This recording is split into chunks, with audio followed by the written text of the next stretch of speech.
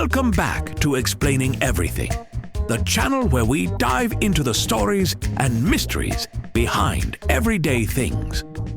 Today's question comes from a viewer with a truly unforgettable username, Krusty Pickle 78. Thank you, Krusty, for this gem of a question. You asked, where did the phrase "under the weather" originate from? It's one of those sayings that rolls off the tongue so easily, we never really stop to ask, wait, what weather? And why am I beneath it? Am I being crushed by a cloud? Did a thunderstorm sit on me?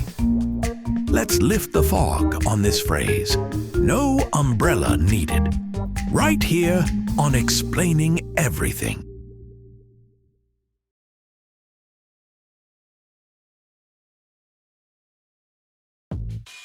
The most widely accepted origin of under the weather comes from life at sea.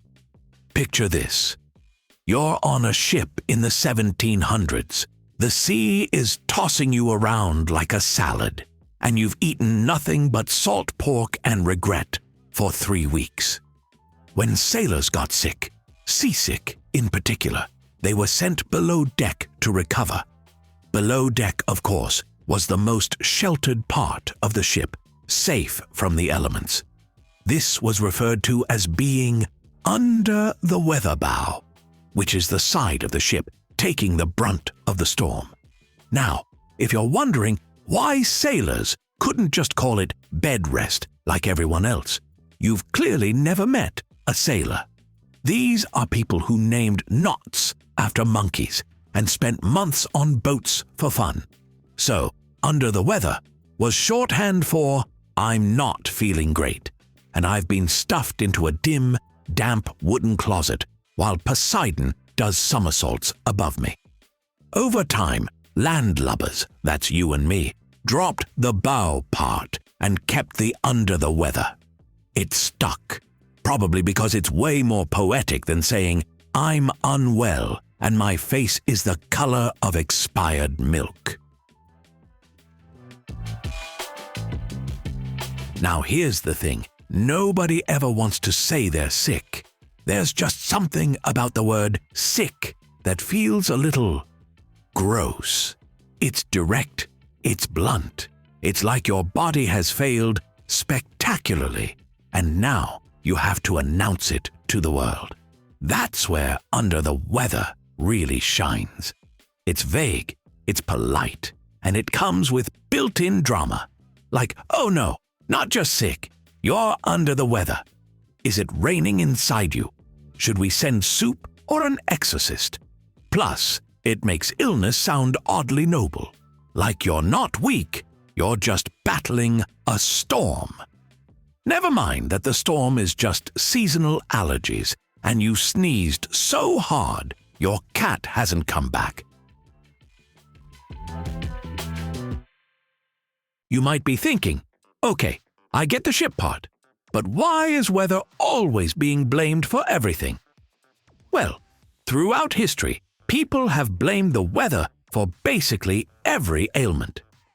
In medieval times, doctors believed bad weather literally made you sick. They called it miasma, basically evil fog. If you had a headache, must have been the damp air. Got a stomachache? Obviously too much wind. Bubonic plague? Probably just an angry cloud. So, the weather was kind of like the original scapegoat. It couldn't defend itself, and it was always around. Perfect target. Kind of like how we now blame Mercury retrograde or daylight saving time for all our bad decisions. So, when someone said they were under the weather, it was a nice way of saying, something in the air is trying to kill me. Despite being nautical slang from centuries ago, under the weather has had a surprisingly long shelf life. It made its way into print in the early 1800s and never really left. Why? Probably because we all get sick, and we all want a way to say it without sounding like we're seconds from haunting a Victorian mansion. Under the Weather is soft. It's gentle. It says, "I'm unwell," in the same tone you'd use to describe a sleepy kitten. Way better than, "I have bronchitis and I sound like a haunted accordion." Also, let's be honest, it makes us feel just a little fancy. Like instead of catching a cold, we caught a mysterious condition brought on by ominous barometric pressure. Oh no, Brenda's not at work. She's under the weather. You instantly imagine Brenda reclining under a moody thundercloud, sipping tea and sighing dramatically. So the next time you hear someone say they're under the weather, picture a sailor from the 1700s curled up in a wooden box, regretting every life choice that brought him to that moment, while waves taller than his self-esteem crash overhead. That's the legacy you're invoking when you skip work with the sniffles.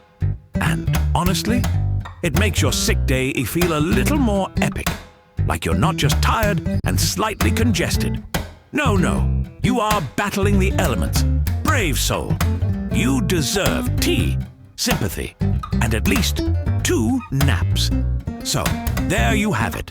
Under the Weather came from sailors trying not to vomit on each other during storms, evolved into a classy way to admit you feel like warmed up garbage, and still gives us the perfect out for literally any awkward obligation.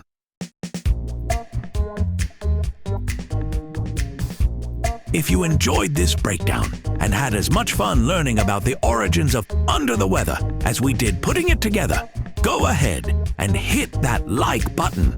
Smack it like a rogue wave crashing into a poor, unsuspecting schooner out at sea. And subscribe while you're at it. And hey, if you have suggestions for our next video, feel free to share them in the comments below. We'll be sure to give you an acknowledgement for your contribution. Thank you for tuning in, and join us next time here in the channel that answers all the why, what, who, where, and how questions you've always wondered about, here on Explaining Everything.